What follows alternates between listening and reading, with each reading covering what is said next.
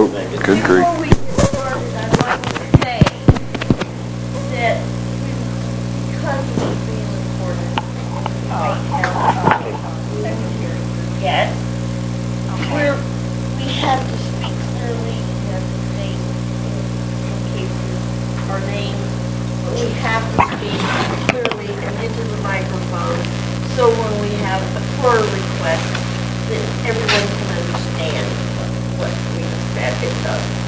So just a heads up that we need to be aware of that, and the same with the audience, if you do have something to say, please use the microphone.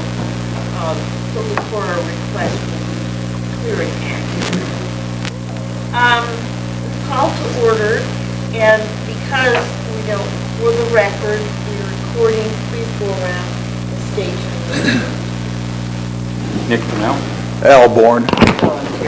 Elijah Murphy. Mary Jo Larson. Jerry Good. Tanner Coy. Jan. Jan Wilson.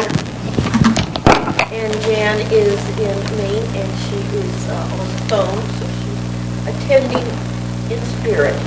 Do you want to stay here? Will you lead the pledge of allegiance? I'll do it. Thank you. I pledge allegiance to the flag of the United States of America and to the republic for which it stands, one nation, under God, indivisible, with liberty and justice for all. Thank you. We have a bit of additions, deletions, and corrections to the agenda. We were having executive session today. That has kind of changed. We won't be having executive session today. I think everything we can talk about can be in the open. So I would like to remove that part. Are there any other additions or deletions to the agenda? Hearing none, do I get a motion to accept that change? So moved. Second. A move by Tanner, second by Jerry. Thank you. All those in favor? Aye. Aye. Hearing none. We'll go to the finance reimbursement request at SYS, sorry. And I do have the sign to give that away. Did all of you see the reimbursement receipts? And if you Yes. can get that approved to come off of the amount of money that we allocated to set and finish the wagon part. So do I get a motion to approve those expenses for Nathan volunteer to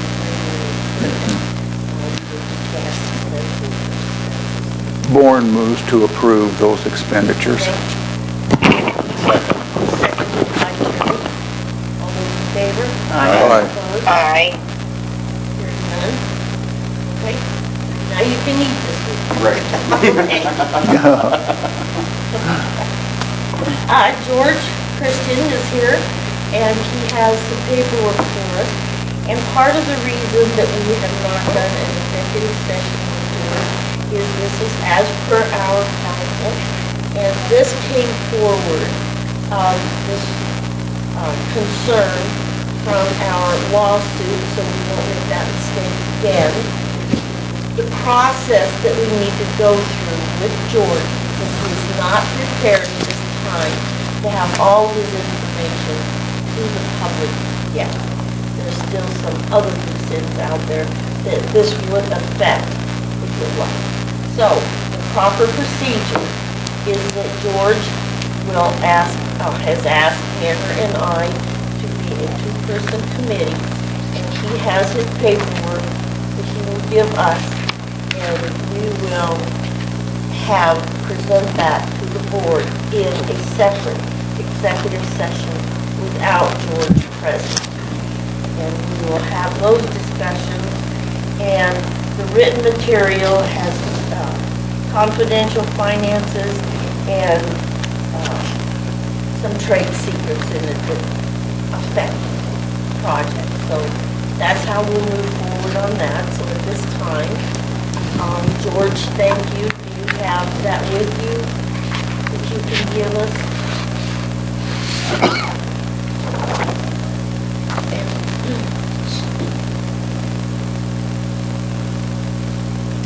Madam Chairman and Board, thank you for allowing me to work. You know that other one is working. Yeah. That one is on and working. First day on the job. That's Chairman Larson and Board, thank you for allowing me to speak for a moment. One thing for certain, the more I learn about this process, the more I realize I don't know much about this process. But I do appreciate, again, a chance to visit with you. As I mentioned a couple weeks ago, I do have some very real folks that really want to do a very real project in Woodland Park on this property. I told them it feels like I'm being asked to marry your daughter. Unfortunately, I'm happily married for the last 50 years, so that's not a possibility, but I can't meet her. In fact, I'm not sure you have a daughter, or how much she weighs, or how much she eats, or what it would take to support her, but I am very interested if she does exist. So that's, I apologize, last time I had to leave a little early. I had a meeting I had to go to. I didn't think this would take that long. And I had to leave in the middle of some of your speeches, and that I don't normally do that, so I apologize for that. What I prepared, I thought we were going to be able to talk about the property. I now understand that that's not the route to go. So I prepared the document, and I put a statement on the front of it that basically says that this is confidential information, not ready to share it with the whole world, and certainly not ready to share it with others that might be interested in marrying your daughter at this point. And so I'm entrusting that to the board, this document and this information. It's not, when you look at it, you might think, what's the big deal? But it's a lot of vision, a lot of heart that's put out on paper. And as you see, it will give you names and information about two very real restaurant projects that would be in the very first phase of this project, and then some very strong ideas of how to go through the rest of the project. Since it's more vision than hard copy, it would be easier to just discuss it with you, as I did with Dr. Raish when I began to woo my current wife, my only wife's hand. Those things, some things are done better face-to-face, but apparently that's not the procedure. So I'm presenting this document for your review. I would hope that before it's reviewed and looked through, that there'd be a chance to meet with a committee or someone from this board to share my passion, my heart, my leads, my contacts, the ideas, and what it is that what we see that could be accomplished here to better prepare that group, that committee, to come back and answer your questions. There is a larger concept site plan that I've done. It's not, it wouldn't qualify for Sally's approval at this point. But it does show relationships and things, and these things that are mentioned in here, of where they'd go and how they would go and how they'd work together and that sort of thing. This is obviously not locked in or dyed in the wool. It's a concept at this point. So I'd be glad to, with this smaller committee, to show that to you if that's appropriate. There are some 8.5 by 11s of portions of that here, so you can get the gist from this document of where those are. So with that, if that's the right process and procedure, I want to give this to this board and trust it to you and its confidentiality, and allow you to chew it up, look at it. However is the right way to answer any questions back to you, I'm glad to do that any time, whenever you reach that point and whenever the procedure is correct. I would just end by saying again, these folks have been here. They love this town. They have a great reason to be more connected. I've just found out recently that one of these has been considering, with very successful businesses in the Smoky Mountains, one of them has been considering moving their whole family here for a long, long time. And so this isn't just something out of the blue, but it's very current, very real. They've kicked the tires. They want to marry your daughter, but I don't know how to describe her to them. So I'll leave it at that. I'll leave that example of that. Probably beat that to death. Leave this with you, and please ask me any questions whenever and wherever and however that's appropriate. Thank you. Hang on a second, because I don't want you to give us that document yet. Erring on the side of caution, I would ask that you present that document to Tanner and Mary Jo, because if you present it in open session, they make it an open record. Okay, and we don't want that at this point for you. We want you to be able to present it to Tanner and Mary Jo, and then it's and then it can be presented in executive session. And I'm just doing this to err on the side of caution, because I don't know what the exact rules. If somebody gives us a document in open session, it may become an open document to the public. So please wait until you have when 3 of us are together, it becomes an open meeting. Okay? When 2 are together, then it can be a closed meeting, and the document possibly remain confidential. So I appreciate that. Yeah, can we see you at 10 o'clock? That would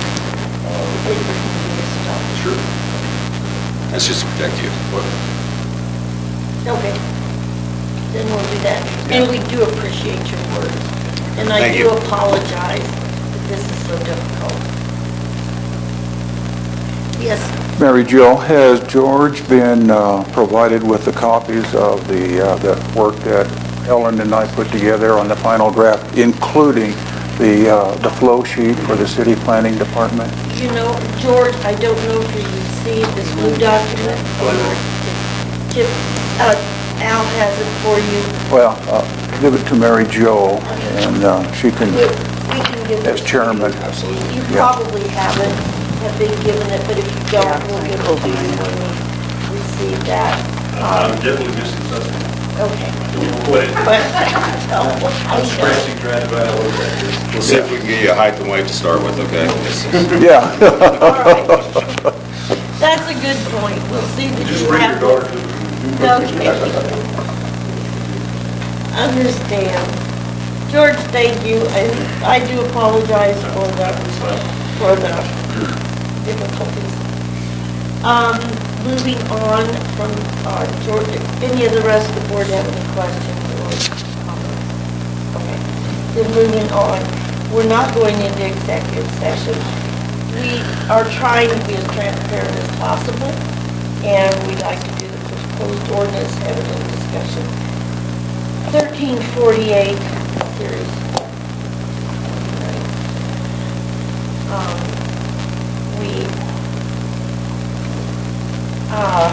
Tanner, would you like to take that, and do we need to discuss any more of that before it goes to council, or before it goes to the next step?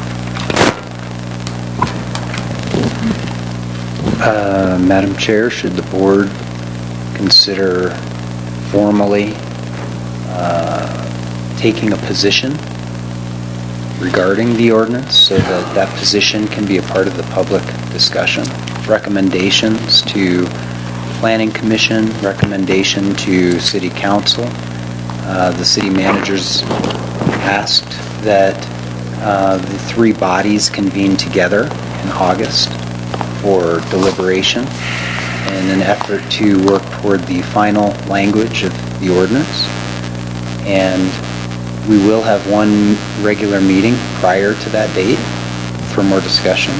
Seems every chance we have to work through some of it as a body would be an opportunity to... I'm wondering if we can take a position as of yet with the Planning Commission coming forth, had one session and discussions, and I believe from what I've read is that Sally will be putting out to the DDA as well as the council what some of those recommendations are, and maybe at that point, because I'm not sure that the DDA has heard, I'm pretty sure not everyone has heard what the Planning Commission discussed in last week's meeting, and whether some of those ideas can be incorporated. That's, of course, the process that we're going through. The property is owned by the authority, and for the authority to take a position on the issue, it doesn't seem inappropriate whether Planning Commission has finished deliberations or not. I mean, to me, I can look at it and I have a position, really regardless of what Planning Commission comments have been so far. I was present for that whole meeting, as you know. I remember. And, well, maybe I was a little bit late. The majority. You didn't hear all of it.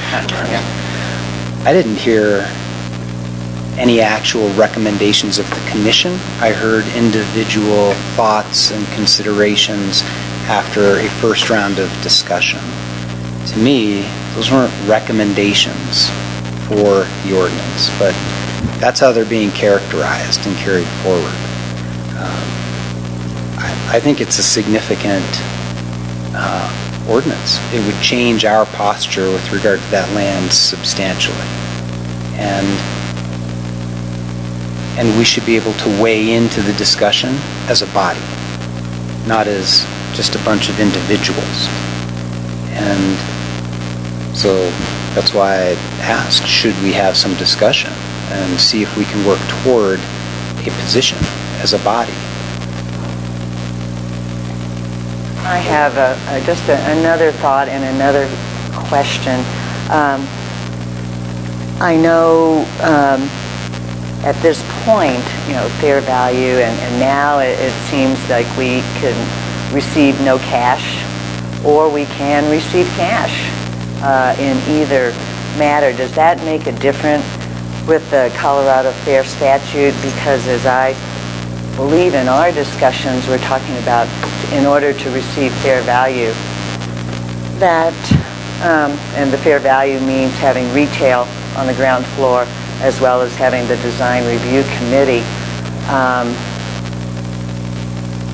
What if we receive cash? Does that still hold true, that in order to receive fair value, that we have those two requirements in place? You're asking me? Uh-huh.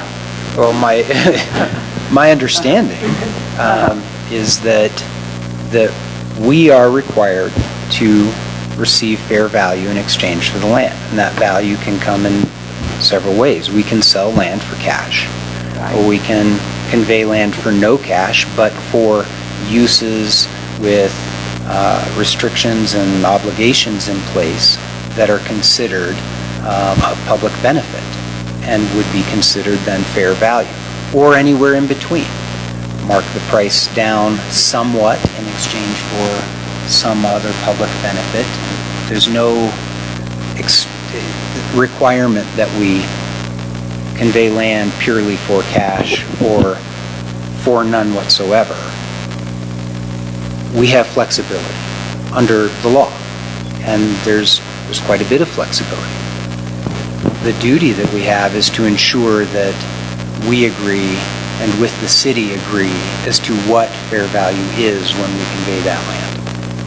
The ordinance itself states that cost-effective housing at Woodland Station is in the public's best interest. I think cost-effective housing may be incorrect wording at that point and may need to be changed. I think it's misleading. But anyway. Well, okay.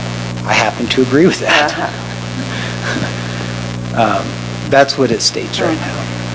And right now, barring any approval of an amendment that includes language to revise the no cash consideration requirement, we're required to convey land for no cash. And so the public, the taxpayers owning the land, when that land is conveyed for no cash, are realizing a total financial loss on that part of the asset that's conveyed. The loss is offset by the value of uses that are installed on the property. So if the use is purely residential, then is the public receiving fair value in exchange for the land? I think answer is based on how much do we value the cost-effective housing? How much do we value whatever that residential proposal may be?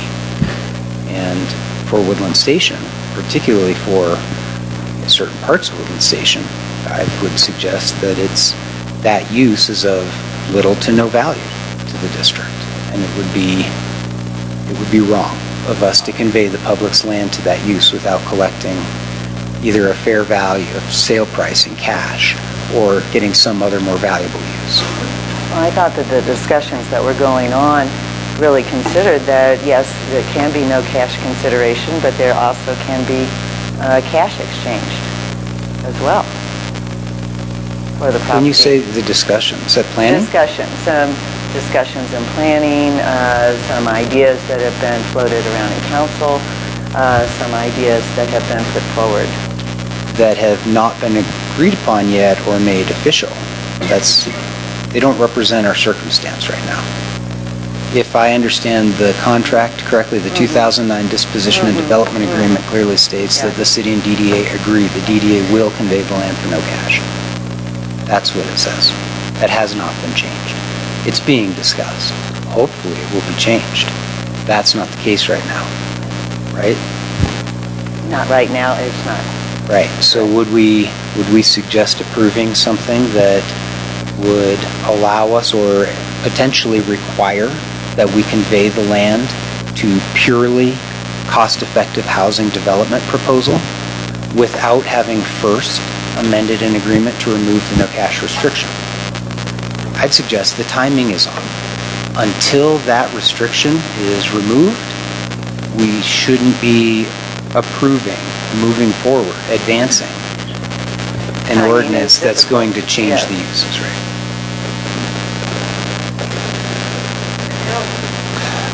Question, let me kind of reflect on something.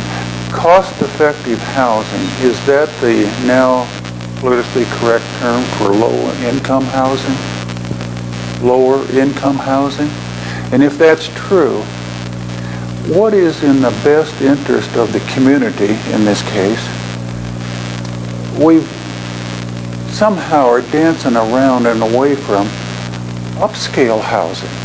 Would that be more effective on a per square foot basis? We don't have upscale, we'll say, and I'm not going to use the right term, but more dense, where upscale people don't want to take care of the yard or whatever, but they could have, upscale housing there too. We don't want to exclude that, but yet we keep dancing that tune of cost effective. Can I make a comment about the upscale housing? The housing in general, it's taxed at a quarter of what commercial property is taxed at. Oh yeah. So your value, whether it's cost effective or upscale or however you want to phrase it, it's not in the best interest for taxable. Okay.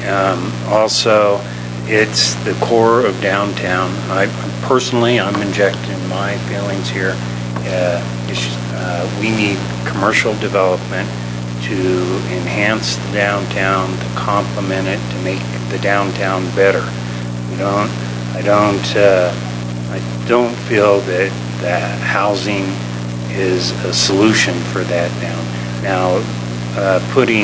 It's been bandied here from the get-go, that it would be commercial on the ground level and residential above, and partly because of the benzene or whatever, but also to develop that commercial aspect of it. So personally, I think having the planning department, no offense here, telling us how to use our property at this point, I'm questioning why.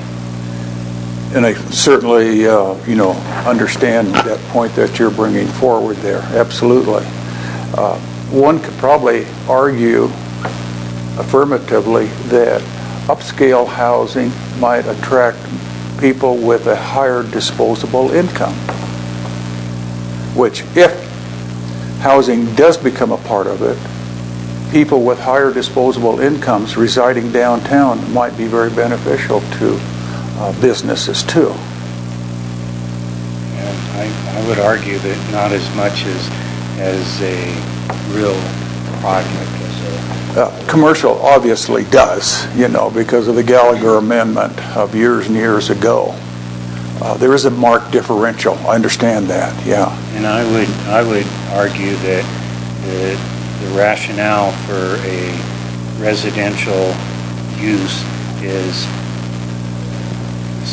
designed specifically for a certain project, and I think this is a way of pushing it through. And so I think we need to call it what it is. Other public benefits of commercial development include jobs created, Sure. sales taxes generated, and additional commercial traffic that benefits the central business district, none of which really come with residential, whether it's upscale or not. There are plenty of areas within the city and surrounding the city available for upscale residential development. There are a number of sites appropriate for multifamily. To add residents to the city does not require a key location that would allow for the expansion of the central business district and the commercial footprint and benefits that come with it, such as Woodland Station. Once Woodland Station is developed, if it were developed in purely residential, then the community's opportunity to expand the commercial footprint and generate those additional public benefits becomes much more limited. We essentially will forego that opportunity, and I think that's an opportunity cost that shouldn't be lost on us. In my mind, we can quantify it. We can add up square footage of development, estimate number of jobs and taxes generated, and compare that to residential and quantify the public benefit of these options we're describing. And when doing so, there's really no comparison. So when considering disposition and development of the land and what's in the public's best interest, I can't help but come back to the structure we have now, restricting ground floor use from being residential, is a restriction that ultimately will yield public benefit because of the commercial development, and requiring a set of design, architecture and design standards that are flexible, that can be negotiated as part of our negotiation to achieve fair value, is a tool that works in the public's interest and does not preclude development and can be waived at any point. I would also say that it's been argued that this ordinance doesn't remove the design standards. It simply takes the authority to negotiate and uphold them from the DDA, the citizens that we are, and puts that authority in the hands of administration, of government. We still carry all the responsibility of being the property owners, representing the public and their investment, and the responsibility to achieve fair value and something in the public's best interest with that investment. But we will not have the same authority to negotiate and uphold standards. That authority would be moved to the government administration from us. And I think that's wrong. That's a step in the wrong direction. Well, I'd like to add to that, too. We are still a government entity representing actually property and the conservative public. And just because we own that property, because we are a government entity, we really cannot have the kind of thing. Well, we don't like it.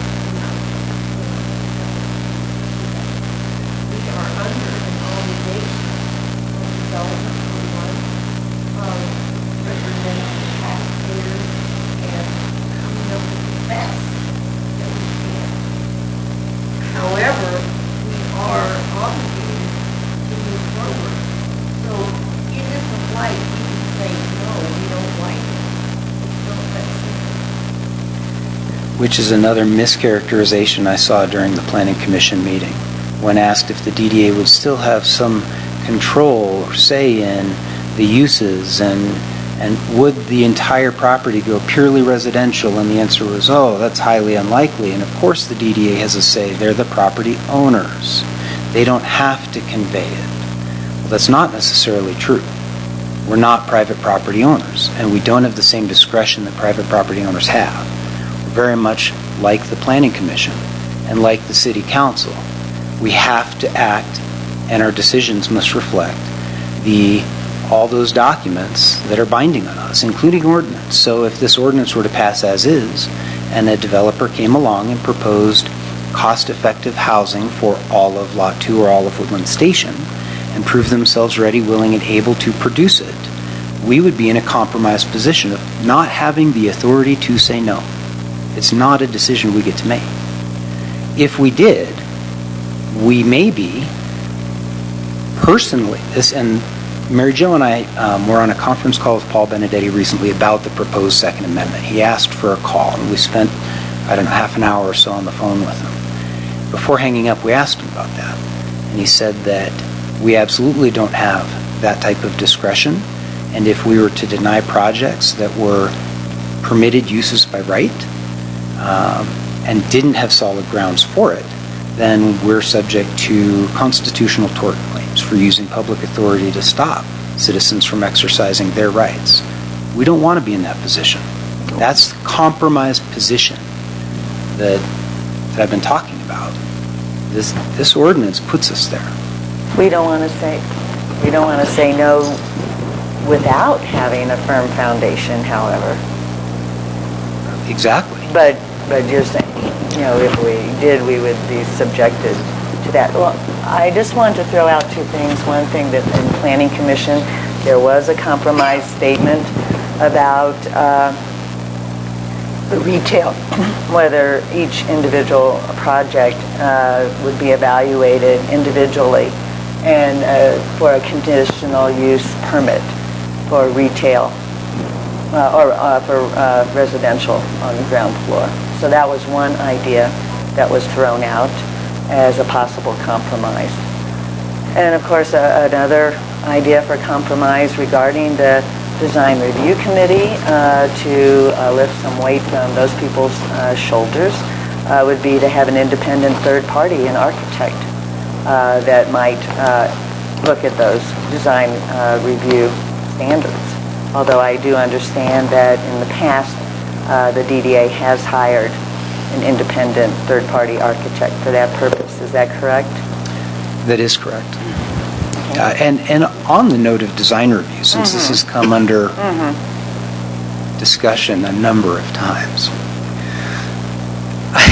I'd like to suggest to everybody that the notion that two people carry all of the authority, two unqualified people who may act in capricious and arbitrary manners, is bogus. That the committee may have authority, and it is a committee of two, for the purpose of meeting with each other, with a developer, and having the flexibility of doing that at their schedules and not subject to, public meetings and notices and everything else. But that committee is directly accountable to this body. If at any point this body isn't comfortable with the reporting from the committee and the decisions of the committee, this body at any time and for any reason can change the committee members, can direct the committee, can appoint a committee of one, a committee of the whole board, that is totally at the discretion of this body at any point. So I think there's reasonable, it's a very reasonable structure that we have right now. And the first thing that committee did when asked to review the proposed mixed-use building for Mr. Unruh was contact an independent professional, third party, to conduct the review. And that architect, David Langley, gave expert recommendations, provided drawings and illustrations, and assisted the board, or the committee, with making sure that the design review was professional and appropriate. We also worked closely with Sally at City Planning and agreed, and this is another point that's been brought up and argued for the purpose of pushing this ordinance forward, that right now the process is that a developer must go first to the DDA for approval and then to the city. And although that is the way it's drafted in the current city code, we have agreed with city planning to conduct review concurrently. And that's what we've done. It's what we plan to continue to do, despite what that code says. So.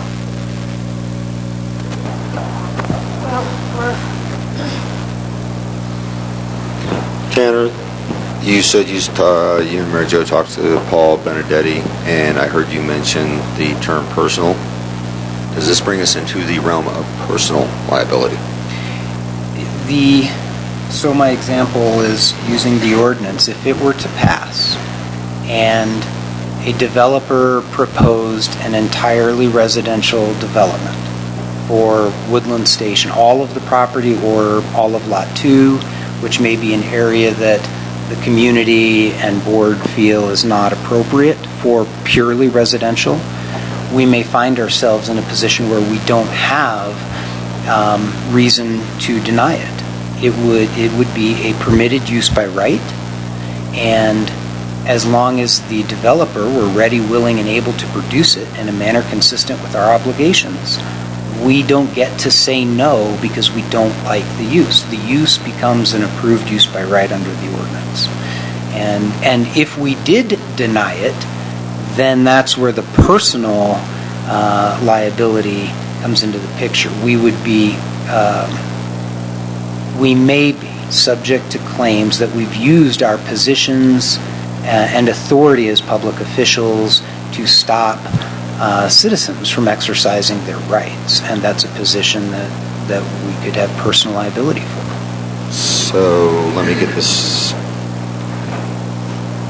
So we find ourselves facing an ordinance that might force us into violating the Constitution and the best use agreements for the property, and be forced into conveying the property at no value for less than reasonable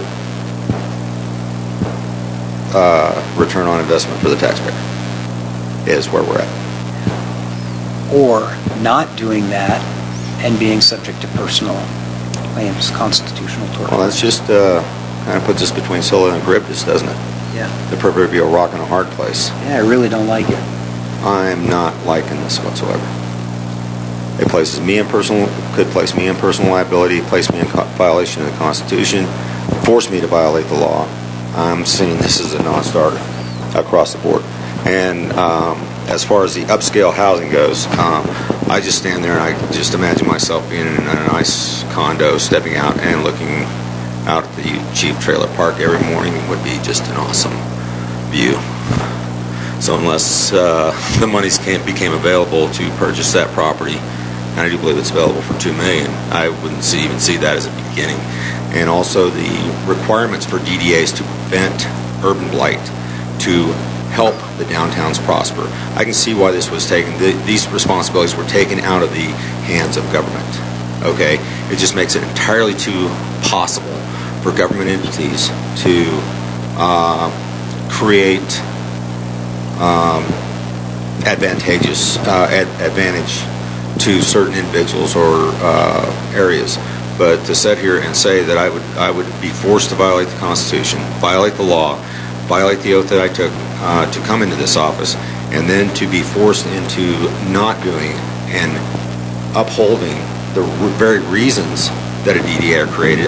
This is all, I'm sorry, I find this to be really, really distasteful. That's the best word I can. Well, Alan? Do we have a response from city for that? Or is it time for that? Not yet. I see. Okay. We're finished our discussion. Okay. We have so little opportunity to True.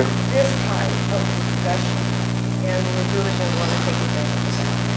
To recap, we set several meetings when we came up with the going back to when we came up with our proposal to the council on the amendment. We went to 3 or 4 meetings, we went to executive session. Can we hear you? And Okay, yeah, okay, yeah, okay. and a regular meeting.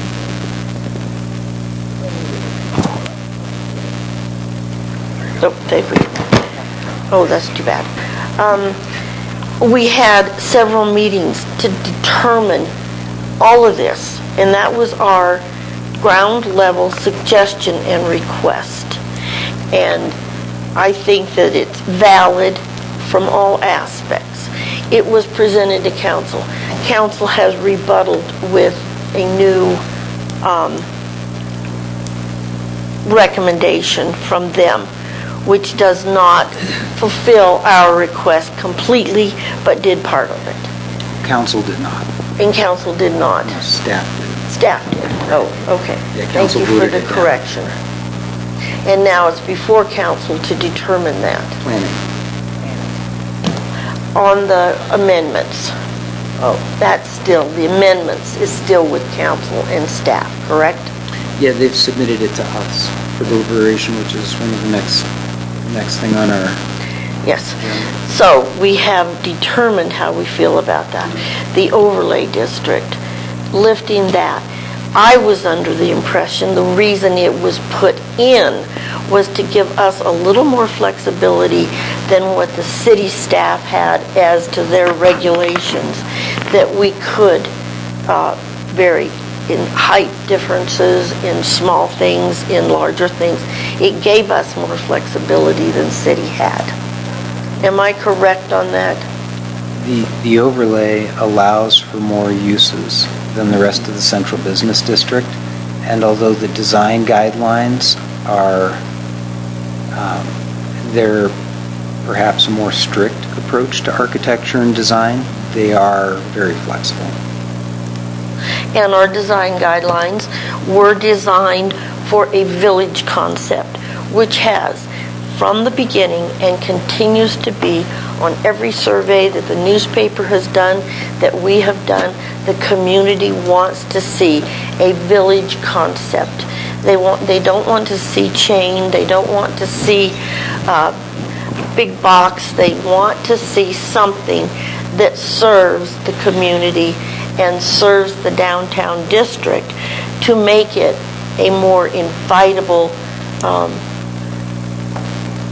area for themselves and visiting tourism. Can I make a comment? Yes. I was at the council meeting when that vote took place, and there were 4 to 3 against it. It was dropped. It was official. Somehow, it got switched over to the planning. It was a oopsie. There was a vote that didn't really count, so they're redoing it. I object to that. I think that that's wrong, and I think that you should see it for what it is, not as there's a reason that we're being forced into this. My stance is that we object to 1348, that the board should take that stance, and that's my 2 cents. Now, Mary Jo, just a kind of question to help, reflect on this to me too. If in the event on this Second Amendment, in that paragraph 3.01, then we could drop down to paragraph 1, what if that paragraph was totally gone? How would that change our discussions? And that particular paragraph deals with the no cash consideration, and just left then paragraph 2, which says for a price determined to be reflective of the value. Who determines the value? What did you say, Tanner? The city and... The city and DDA determine the...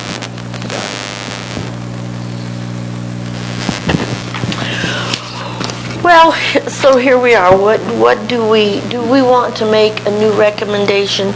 Do we want to stick with our old, what we've already decided and recommended? How do we want to approach this to planning to help them decide how to move forward and what to present to council? Mary Jo, is there any discussion with that concept of just totally deleting that one paragraph? And that becomes the action. I just want to clarify, we're talking about two different things here with the ordinance, the 1348, and then the other part is the second amendment to the disposition and development agreement. So, Yeah, it's this one right yeah, there. this is the second amendment, but the item that's in front of planning right now and being discussed is the ordinance 1348. A great point, though, because they are obviously intertwined as they both deal with our posture on that So, property. yeah, wherever that appears, It's to have it not- deleted. Yeah. It's not in there. Oh, it's not in there. It's 1348, it's not in there. Here it is. This is 1348. In 1348, discussion is primarily Oh, that's the about overlay district. Yeah. residential on the ground Yeah. floor and the design review Yeah. committee, primarily. 1348. I interjected an item that didn't belong. That's why I couldn't find it. Okay. So we, I have an extra 1348. Does anybody want to need it? Okay. Well, so here we are. We need to move on. Do we want to come up with a recommendation to planning? Planning is what we're focused on at the current time. Am I correct on the board? Planning is the one we need to approach. That's where the ordinance is at right now, but we're certainly free to make any requests or recommendations to the council at any time. And I wouldn't oppose a formal request from the DDA that they decide the issue now. Don't bring it back, regardless of the Planning Commission process.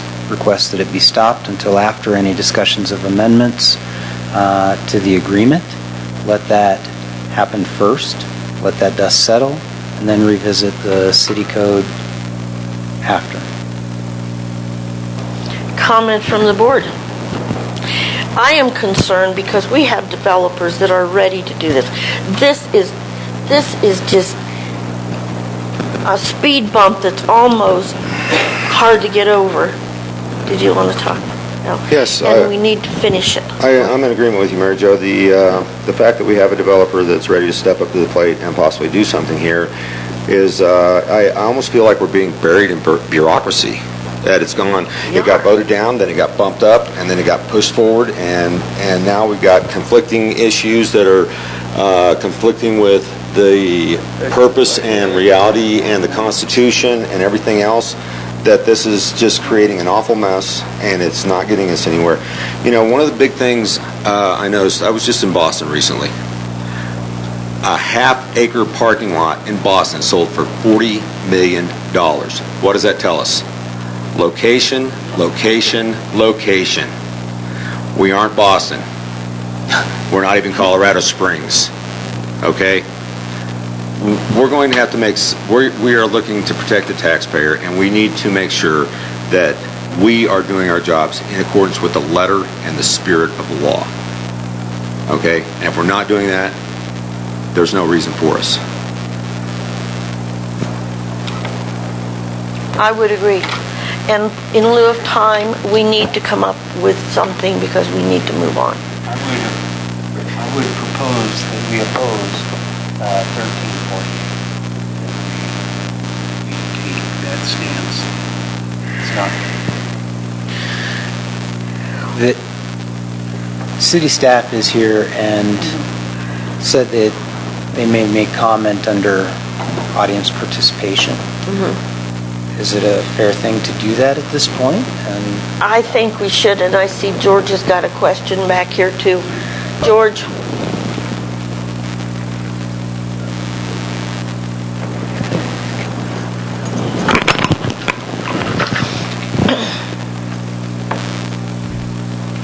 sorry, just listening from the back of the room, the thought hit me, are you in an urgency to move forward?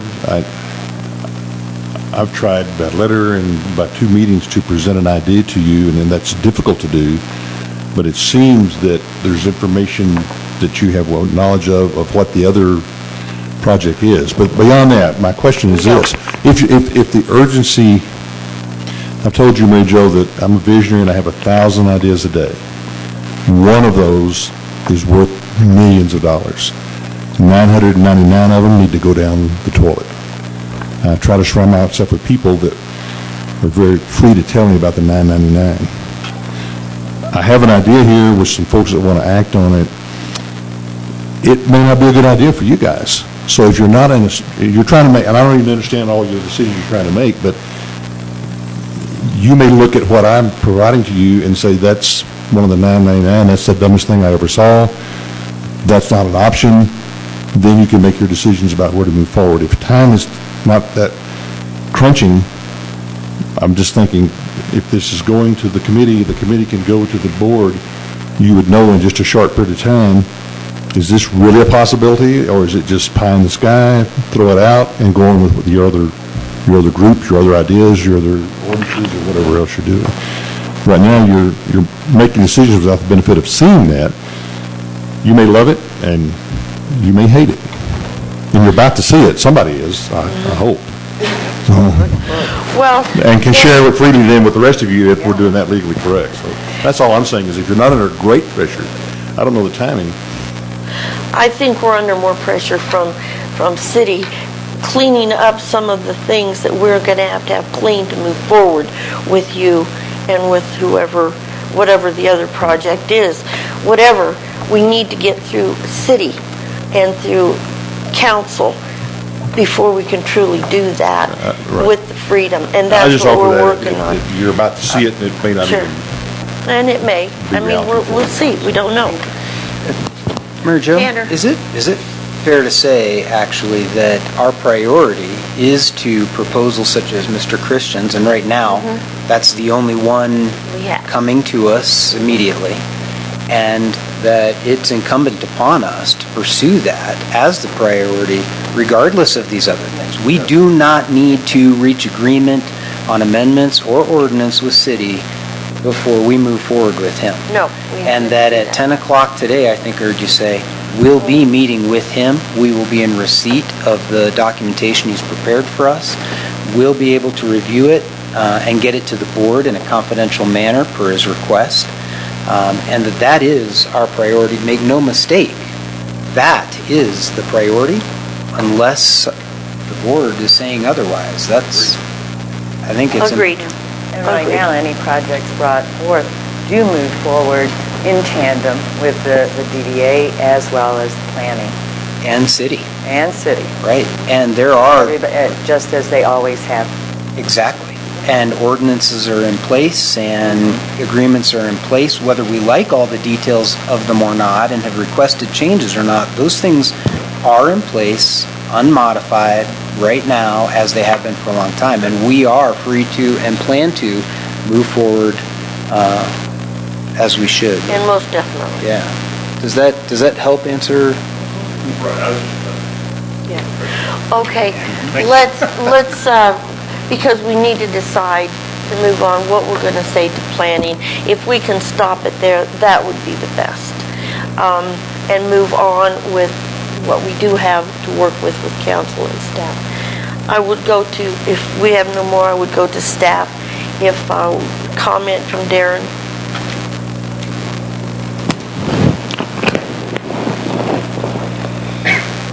First, I just want to say that just kind of clarify the details behind the ordinance, and that when it was brought to City Council, it was brought based on the understanding that the majority of City Council at the time wanted to see it. So council members have the right to change their mind at any time, and so that's why it ended up in a 3-4 vote eventually, and then was reversed and sent to Planning Commission on a 4-3 vote. My job is to work with the majority of City Council. They have a consensus on an issue. at the Planning Commission. I just want to make sure it's clear. Planning Commission, there wasn't any city council available, so I was a city council representative at the time to discuss what they felt were the positives or the positive attributes of the ordinance. I will tell you, staff has done the analysis, and I will tell you that we strongly feel that this ordinance does not violate the Constitution. The state Constitution in Article 2, Sections 1 and 2, not even close, and I've had experience actually applying this in my own professional career, and so I don't think that's something that you should be concerned about. What I want to convey to Mark and George is that this is a very deliberative process, and this could take months. In fact, once it reaches Planning Commission and there's actually a final recommendation from Planning Commission, which could be a month after the 8/8 meeting, it still has to go back to City Council for public hearing. It take another 30 days. I will just let you know, I don't believe, and I think City Council has conveyed it, that this ordinance will have nothing to do with your proposals. So just continue on as if you're proposing what you're proposing to DDA. That this would not even take effect until after, if it were approved. I'm just saying, not even saying it's approved. I just want to see the process work itself out. And there's been, as you know, there were some very relevant comments. I thought some good compromise language in terms of conditional use permit for residential on the first floor. Now let me touch on that. In that it seems like there's a belief that there is an intended use of residential, that the city has some perception that this would be used entirely for residential. That is also not the case, and that the thought is, let's free up the flexibility of the first floor residential, and that's what that is there for, right? So the intent would be to allow a developer to come to you if they had a design, a commercial mixed use that was other than residential on the second floor, which is what you currently have. They had a residential on the first floor. You can actually consider it and not deny it. And let's go back to the other piece in terms of what Mr. Benedetti may have said. Mr. Benedetti said that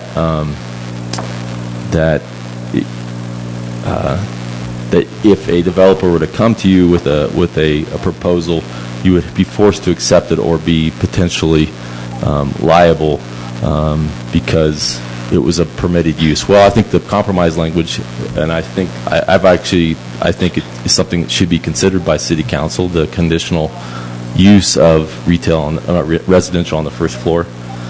If you went through an RFP process and established approval criteria, you certainly could deny one of the two existing development proposals that look like they're coming to you, right? If you have just like the city does, we set a decision criteria in our RFP process.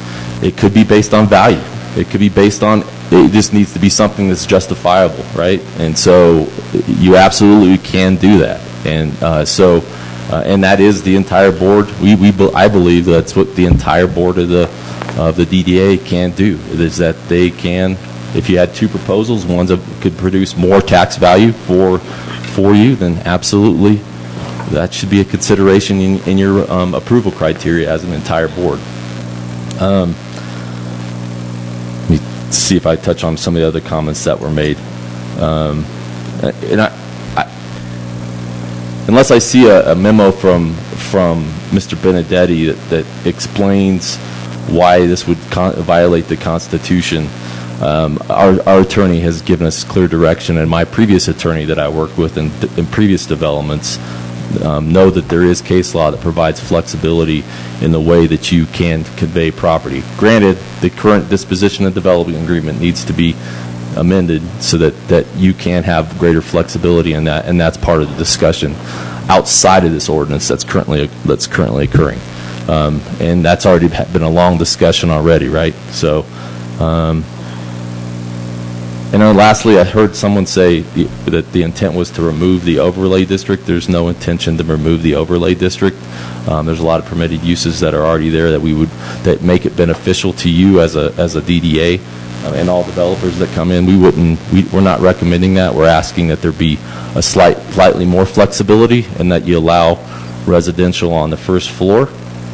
Doesn't mean you have to do that. I mean, if you have someone who has a much better proposal and that produces more tax money, absolutely go for it. That's your decision criteria. Do that. But what we're trying to do is essentially eliminate some bureaucracy and also allow more flexibility in the development process, streamline it. So that is the intent. And lastly, let me just say, I'm not committed to, I'm as staff, the staff is not committed to anything specific. I think the Planning Commission had some great compromise language, and I think those should be considered, and that's what the intent is on the 8/8, right, is to have that discussion about some of that compromise language. I don't know what the ordinance recommendation will ultimately be from the Planning Commission, but, we want that to be made to City Council so that they can deliberate on that and make a decision. My hope is that the DDA will show up on the 8/8 and talk to City Council and talk about your concerns and have a discussion about what your true concerns are about this ordinance and see where they go with it. They may say, table it. They may say, I like that compromise language, let's include that instead. There were some concerns about how the contiguous walls, is that what it was?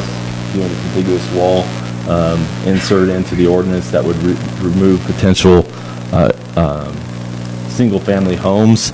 There's a lot of different things that were discussed. I thought they were excellent, and that they could mitigate a lot of the concerns that DDA has about potential quality of housing or defining what cost-effective housing is. So, and I think City Council's open to those recommendations. So, just leave it at that. Okay. You have any questions for me? No, and I apologize. Okay. I'm the one that said I understood Okay. that the overlay district was talking about being removed. Okay. And that was my misunderstanding. I did understand that to be, and it's not. And I will revisit that. One last thing I wanted to say is that, and I made this comment, I do feel very confident that our staff can deliberate on the design criteria, design standards that DDA has. The majority of DDAs in the state of Colorado don't have design review committees, but there are several. Loveland happens to be one of them. I know several that do, but it's not an absolute necessity. You certainly can continue to go on with your contract negotiation committees, that ones like you just mentioned before, that can help still build a relevant contract to your entire board. But that doesn't seem to be completely aligned with what the design review committee should be doing anyways. They should be dealing with the design standards, maybe not necessarily with the negotiation of the contract. I got a question. Are you familiar with Charter 917.17?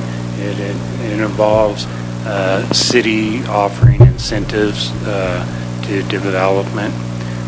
Correct.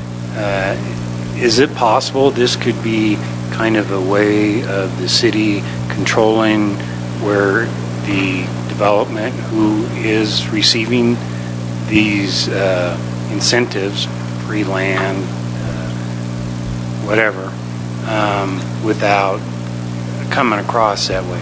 I think it's a thin line. I don't think that the city should be, it's a veiled way of controlling and determining who receives property. Actually, that charter, or at least our attorney has determined that the charter does not preclude the city from providing land. It's not necessarily can be considered an incentive. Infrastructure requirements would be. Land would not be included underneath that charter amendment. So just to take that to the side, that city still has that flexibility anyways. And the other piece is, no, I don't think that's the intent of the city. The city wants to provide flexibility to you as the DDA to have other developers come in and be able to propose a commercial mixed use with possibly one building, maybe even one. They may. I don't even know. I can't even describe what the possibilities would be, but it has come to you before, and so why not allow that so that you're not turning down a complete developer? You have them compete with each other, establish clear design decision criteria, and choose the best one of the two. That's what RFPs are there for, right? Choose which ones benefit you based on the best criteria that you can establish. The city doesn't want to dictate that. We just want to see the property developed. And right now, we've identified one design criteria that precluded a development from going forward. We want to make sure that you have the ability to make that decision and not have to deny a proposal based on a single, because you already have residential. And we in don't this. want that. You already have residential in there. It's just on the top floor, not on the first floor. Ellen? Darren, do you see, or you and the city see a relationship between the Second Amendment to the Disposition and Development Agreement and the Ordinance 1348, like an if, and then if one passes, then the other? Should there be an order or a relationship to the two?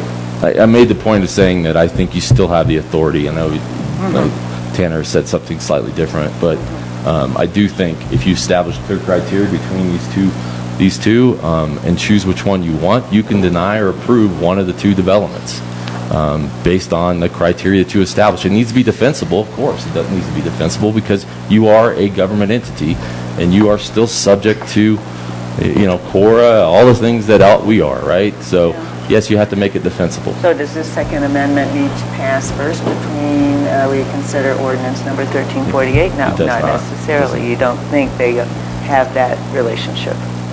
Because I believe you still have the authority to Okay. approve or disapprove the development, these two developments when they Under come in front of present. you. Correct. Okay.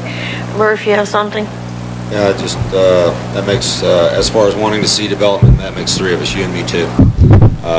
But at the end of the day, also, we know why we have attorneys is because attorneys have differing opinions, and what attorneys love about the law is there is no such thing as settled law. So there's always that possibility. We walk out there, we put out two RFPs show up, and we say, no, neither one of them fit. Well, you should establish that criteria before you do the RFP. But granted, there's some issues here with that you're having disparate proposals coming to you at separate times. But I think you see it right now. If you could, that they're here, this is the type of opportunity that you would want to be able to use decision criteria. And I would agree. But I would go back to this Article 11. There's much case law behind the flexibility behind its flexibility in the state constitution. So I know there's been some discussions about this, but our attorney feels very confident that this ordinance doesn't violate the Constitution or this issue that you're being placed in, that you believe you're being placed in. Okay. Al, anybody more questions for Darren? Thank you, Darren. Thanks a lot. Appreciate that. Okay, I think that we have, yeah. I don't know if we've moved much further, but I think we all understand it a little bit better. I think that we need to probably stick with where we have been. I think we're going in the right direction. Go to planning and still promote the fact that we are wanting the developments to come and address the issues as we see what our developers have to offer us. Yes? I just wanted to make clear that some of my statements, I am on the Planning Commission. And so I don't think I made that clear at the beginning, so I have more information. And that's all. Okay. I just wanted to Well, I think we've had an opportunity to voice our opinions. I think that we have a little bit of time before planning. We will determine what we have to say at planning as it gets closer. Are we agreement on that? Tanner? I'm not sure I fully understand. Are you saying reach no conclusions today? Can you summarize a conclusion of what we're all? Oh, I'd be curious maybe what a roundtable would yield in terms of position on the ordinance. And I could start that with, I oppose it. I think its timing and apparent intentions are not in the public interest. I think that any merits in the ideas expressed by it will still, there would still be merit in those ideas at a later date, which would be a more appropriate time to address it, particularly after any amendment discussions are agreed between the city and the DDA. Okay, Jerry? Agree. You have two? Agreed. Could you Ellen? say that again? I can try. Like the way it's written, It's- it might be possible in the future. The timing of it The timing of the and ordinance. its apparent intentions, I don't think are in the public's best interest. I think there may be merit in some of what it's aiming to do, but that will be the case later, in December, in April, in sometime down the road. I don't think our community should be encumbered with this discussion now. I think it's muddying the waters with the other things we're trying to accomplish. I think there are priorities that are much more important to address now and should be the focus. This should not be moving forward now. That's my opinion. I oppose it for those reasons, and we can get into all the details and specific language if you'd like as to what my thoughts are at any think I time. know. Okay. Okay, I think it's in the process. I think planning is deliberating. I'm not even sure that I should be counted as a vote since I am on planning and DDA, so I think I'm just going to... We're not recuse voting, myself. we're just... I know, we're not voting. We're just... I'm abstaining. Thank you. Al? It's kind of interesting that some of the stuff associated with, I guess, government in general is that it moves at too slow a pace. Sometimes I get frustrated with that. I wish it could move a little more quickly, but yes, I can understand where this needs to be, addressed. Perhaps, in reference to the timing, perhaps that's okay. So, yes. Nick? I agree with Tanner. The timing's not right, and I think we should wait. Okay. Jan?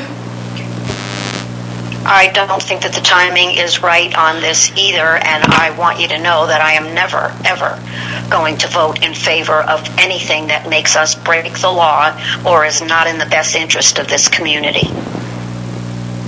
Thank you. And my platform is still, we have to work together, and I don't think we're there yet. I think more conversations are needed. I think that a lot of this, I think to move it in agreement with Tanner on that fact that it's too soon, to move this, to expedite it, I think would be costly in the long run because of poor decisions that maybe we didn't, after thought through more, wouldn't have made. So I would stand on that premise that we ask for the process to work thoroughly through, more conversations, more discussions, more idea exchanging. Is that a platform that we can go to planning with? Platform should be that we oppose this ordinance. And that's For timing purposes, more discussion is needed and more... More discussion at a later date. Can it be Right tabled? now, we need to focus on what we have in front of us. Okay? Is that good? I agree. Okay, so we all know where we stand there. Moving on then, because we are still, but we're getting close. We need to be out of here by 9. Staff update. Where's our friend? Hopefully watching at home. Hi, Corey. Well, this was a personnel issue for the executive session that we're not holding at this point. So, but the board has received the independent contractor agreement. The terms are included in that agreement. Corey Katsimpoulos has agreed to those terms and signed that agreement. It's been signed by the chair. So we are with an administrative assistant, and so far you've received a number of emails from him. He's coming up to speed quickly. Seems great, and catching on fast. So there are some considerations, though, and that documentation's been emailed to the board. Hope that you read it thoroughly and think through the nature of the relationship in terms of employing someone directly versus as an independent contractor. Read through some of the criteria and make sure that the board is comfortable with what's been done. Okay. Is that the 10-page thing or Is- something? Like, Yes. yeah, I well, read every word. Okay. so you know, the agreement was taken from a document that Amy at the city's HR department provided us. There is a sample agreement for independent contractor employment included in that documentation. And I modified that to be consistent with the terms that we had discussed as a board and agreed Yes. to with Corey. And so that's where that document came from. It's not perfect. I think there's a strike through on some of the language that I intended to delete. It's still included in the body of the document, but neither here nor there. It is what it is, and just want to make sure that the board has a chance to ask any questions, and that after putting all that together, you know, I want to make sure that is going to the board for thorough review and that everyone's comfortable with where we're at. And this isn't a decision that I want to make or be responsible for, or even with Al and our work together to review these things and work with Corey. It is now up to the board. Okay. Been given to you. Okay, then we will discuss that. We will discuss at a later date. I would like, in general discussion, I would like to ask that we have a meeting next Tuesday at 7:30, if that is okay. That would be an executive discussion, an executive session for the discussion on what Tanner and I are being presented by George, and that will be us reporting to the board and moving forward with that. Whether there'll be anything else on the agenda, maybe that will be also be added to the agenda, is Corey's contract and moving forward. I would like to say one more thing. In general discussion, the horses and the wagon, I see, because I can see them right out my window, the cash register. There are so many people using that. Woodland Underground even went over there, did a little deal, and found a beer 5-cent mug inside and cherished it as a prize and was so proud of it. Even he has been enjoying our horses and wagon, and I think that a Photoshop has been great. Murph, you got anything? Ellen? I just would like, Bob, if there's any way we can talk to you about accepting donations from the public and have that in the paper, that would be great. I'm not sure. Talk to Nick and Mary Jo about that, perhaps. Okay. Thank you. Thank you, Bob. Al? Nothing additional, thank you. Nick? Onto the Woodland Station property, the Teller County Community Service Board or personnel are donating one more picnic bench right now to go onto the property. I'll probably pick it up Thursday and place it. I did ask her if we could maybe do 2 more, and she's going to work on that. So they're helping us out greatly. Good. Keep in mind that each one of those retail would be $300 a piece. So it'd be nice to have 6 of them out there eventually. So working on that. But we are getting 1 more. Good. That's it. Tanner? Maybe we should send a thank you card. Definitely. Nothing for me, thanks. Okay, Jerry? I'm good. Thanks. Okay, I do have one more thing.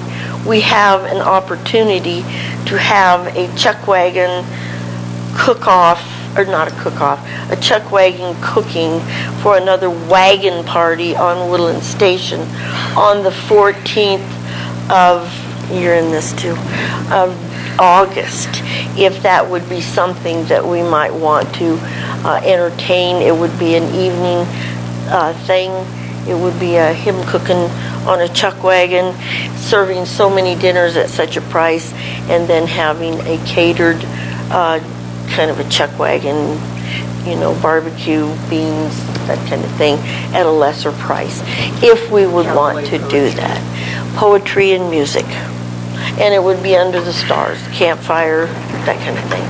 If you find any excess cooks in Woodland Park, you please let me know. Okay. Well, he's 80 years old. Will that work? He'll take anything. Okay, yes. Jan? No, I have nothing, thank you. But thank you for allowing me to participate by phone. You bet, you bet. Okay, from the audience. Sally? Three quick things that I wanted to share with the DDA. And firstly, I am meeting with the CDOT this afternoon, and the placemaking subcommittee that has been charged with looking at signage, primarily public signage.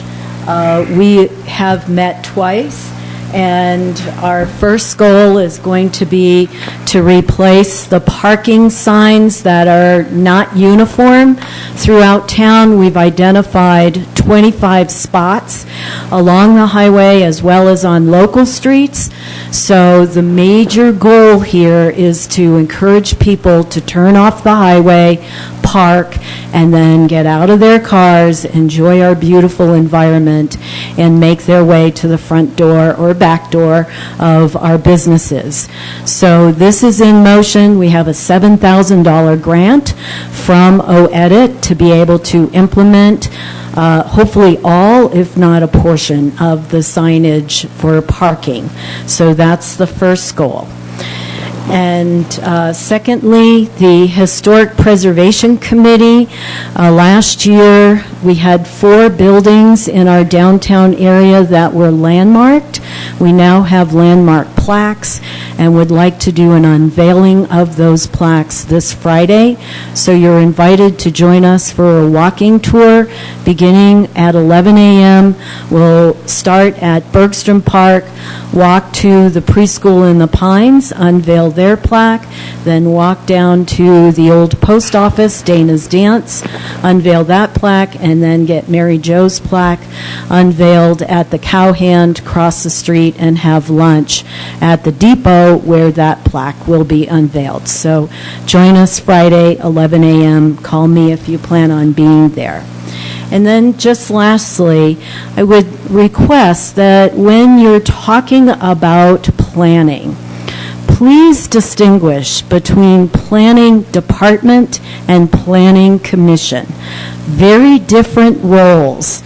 So I get confused when you say, we'll let this go to planning. I think you mean planning commission. So please distinguish between the two functions. Planning Commission is an advisory board to the City Council. They deal with quasi-judicial and legislative items and the comprehensive plan. They have a very defined role. The Planning Department also has a very defined role in implementing the zoning regulations. We do not choose what uses are proposed. The planning staff does not choose the uses. We apply the zoning regulations as adopted by the City Council. So I just want to make sure that we keep our roles very clear in our minds and in our voices. Thank you. Point taken. Thank you.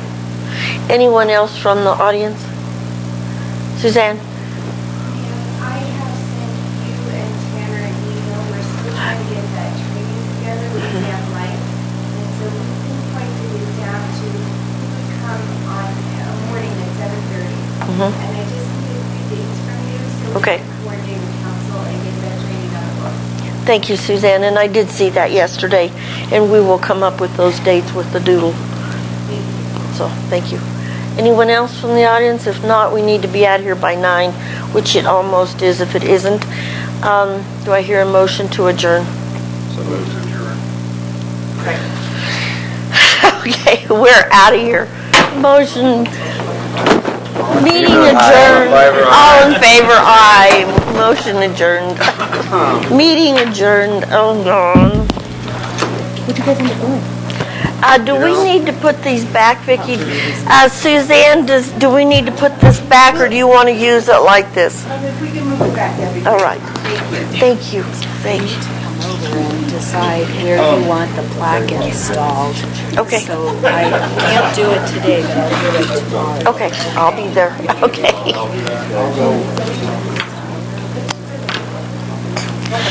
Okay, I need to talk to you, Murph, about this Chuck Wangan thing. Okay. To see if we want to do this. I have to have Karen down at her appointment at 9:30. Go ahead. I'll come in and see you. Okay, I will, yes.